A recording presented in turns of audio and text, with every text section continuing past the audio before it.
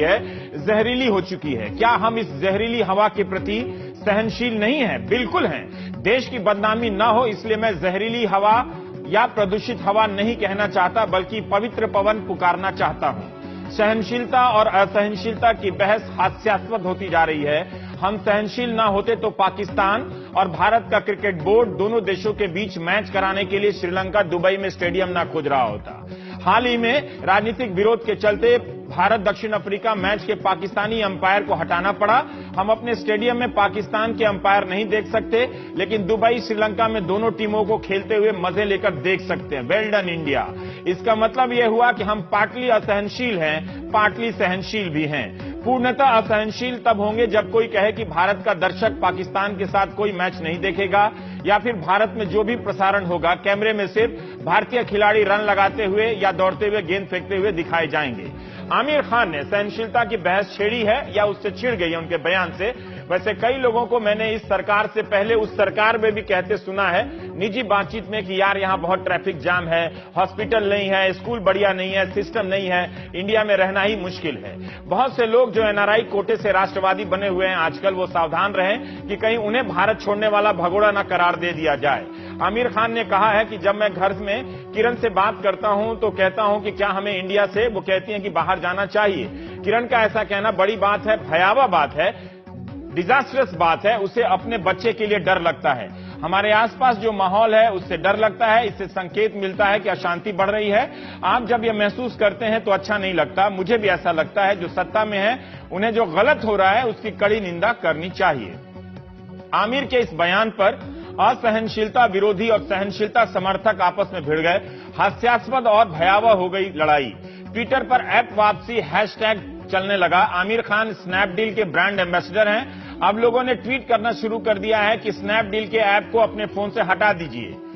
Snapdeal के app की rating खराब करने लगे हैं। कुछ तो हैं जो सामान्य नहीं है। क्या यह असहनशीलता नहीं है? ऐप वापसी वालों का कहना है कि आमिर खान के बयान का हम सहनशीलता से विरोध कर रहे हैं। दूसरी तरफ कुछ ऐसे भी आ गए हैं जो स्नैपडील का ऐप डाउनलोड करने की बात करने लगे हैं।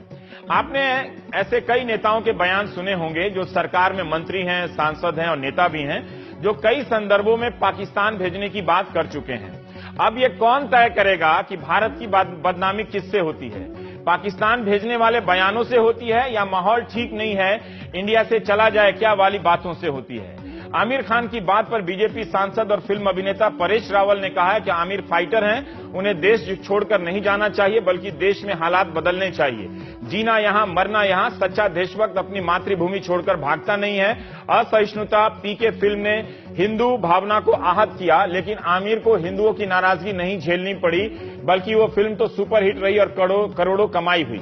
कश्मीर के सीएम कहते हैं प्रधानमंत्री सांप्रदायिक नहीं है। मौलाना मदनी कहते हैं कि मुसलमानों के लिए भारत से अच्छा देश नहीं।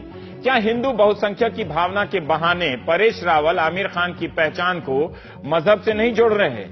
बीजेपी के सांसद आदित्यनाथ ने कहा कि कोई खुद से भारत छोड़ना चाहे तो जाए, इससे आबादी कम होगी।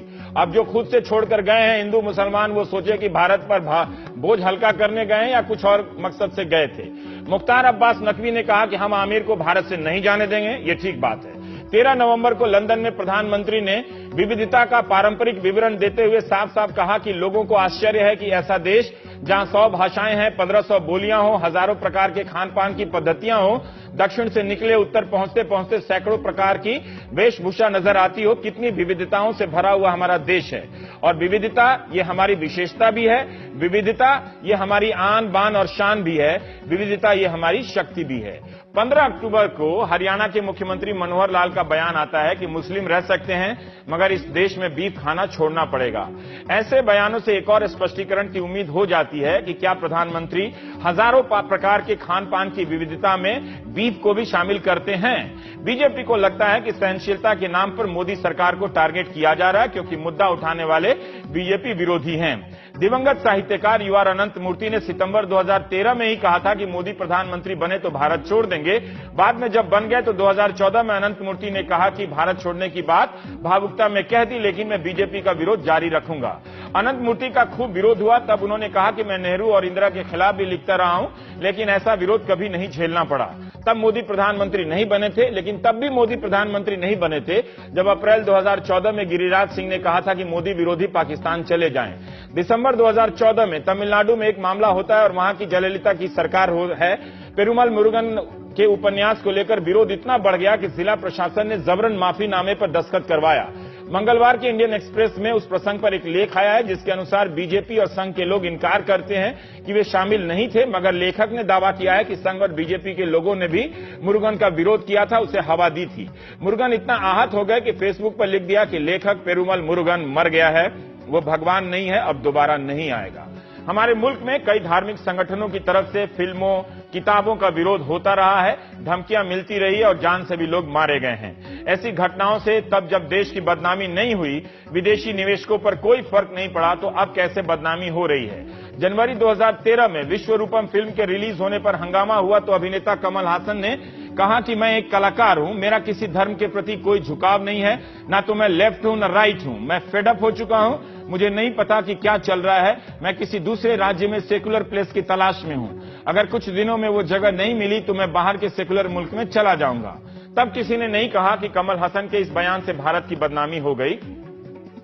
असहनशीलता नहीं होती तो प्रधानमंत्री की आलोचना करने पर अरुण शौरी के बेटे को क्यों निशाना बनाया गया? क्या हमें इस प्रवृत्ति पर खुलकर बात नहीं करनी चाहिए कि एक सरकार को हटाकर भी देखिए तो कितनी असहनशीलता हमारे समाज में मौजूद है कि हम एक दलित शिक्षक के हाथों पढ़ना नहीं चाहते, उसके बनाए हुए खाना को खाना नहीं चाहते। क्या ये असहनशीलता नहीं है कि देश की बदनामी हो रही है, ये बात कहना भी असहनशीलता नहीं है? क्या कल यह भी कहा जाएगा कि जंतर मंतर पर सैनिक धरने पर बैठ गए, इससे देश की बदनामी हो रही है? किसान आत्महत्या कर रहे हैं, उससे तो देश की बदनामी नहीं होती। देश में असहनशीलता बढ़ रही है, इस बात से बदनामी कैसे हो जाती है?